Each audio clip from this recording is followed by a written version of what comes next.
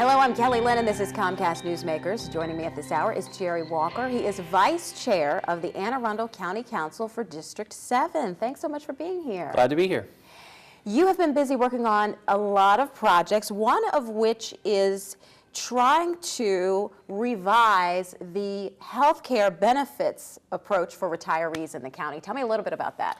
Well, it's one of the things that was brought to our attention last year. You know, the county council has 5 new members, and so there was a lot of things that we had to learn as new council members. And one of those was obviously the budget process, and when we got into that, we started asking questions about how the county's spending money.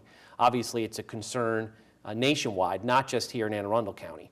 And so one of the things that came up was the issue of retiree health care. And the county right now has a liability that's about $1.2 billion. And so it's a fairly large number, and it's an unfunded number. So there's no money that's already set aside to fund that. And it's something that came to our attention fairly early on. What do you think is the best strategy? Well, what we decided to do was to form a subcommittee made up of council members. So we have 3 council members that sit on the committee, and I'm one of those. And we have sat at the table with both representatives from Public Safety Union, AFSCME, and non-represented workers here in the county, as well as folks from the administration and the budget office. And we've sat around the table trying to figure out how we lower these costs and how we create a lockbox, a trust fund, so to speak, that would set aside money to help the county fund this unfunded liability that's sitting out there. The reason that's really important is because the accounting rules have changed in the government, and basically we have to show that liability on our books, and we didn't have to do that previously.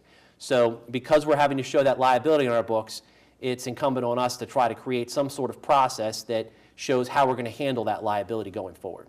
Okay, all right. Maintenance of effort. This is a law that many people might not be familiar with. Why don't you explain what that is and what you're trying to accomplish concerning it? Sure. Maintenance of effort is another large issue that we're dealing with at the county level. And basically it was set up back in the 80s by the General Assembly. And what it does is it looks at the total number of dollars that the county spends each year on education. And it takes that number of dollars that we spend and it divides it by the number of pupils in the county school system, and it comes out to an average number of dollars per pupil. And what it says is that the following budget year, we cannot fund less per child than we funded the previous year.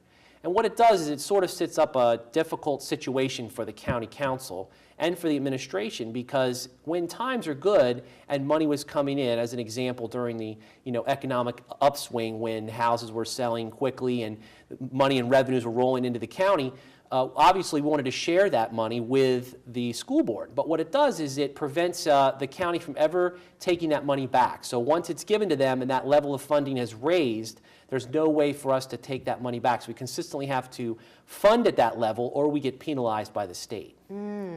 You submitted some legislation, and it was actually approved by the council on project labor agreements. Your goal was to restrict these agreements. You were very successful in doing that. Tell me how that all works. What is a project labor agreement? Thank you. I was very excited about this bill. One of the things that I ran on was protecting and helping small businesses in our county. And project labor agreements have been pushed at the national level and have started to slowly trickle down to the state levels. And what it is an agreement that is basically attached to a construction bid that forces a small business that's a non-union shop or a merit shop to pay dues when and if they win a bid on a construction project, to pay dues and benefits to the unions, even though they're a non-union shop. So it drives their cost up as they're figuring out the costs that are going to be associated with this construction project, which then in turn costs the taxpayers additional money if they win that project. So the goal in any bid process is to try to reduce the cost. All right, Jerry Walker, thanks so much for coming in and chatting with us. No, thank you very much. And we thank you for watching Comcast Newsmakers. If you would like more information about events happening in your community, go to Comcast On Demand and click Get Local. I'm Kelly Lynn, and I'll see you next time.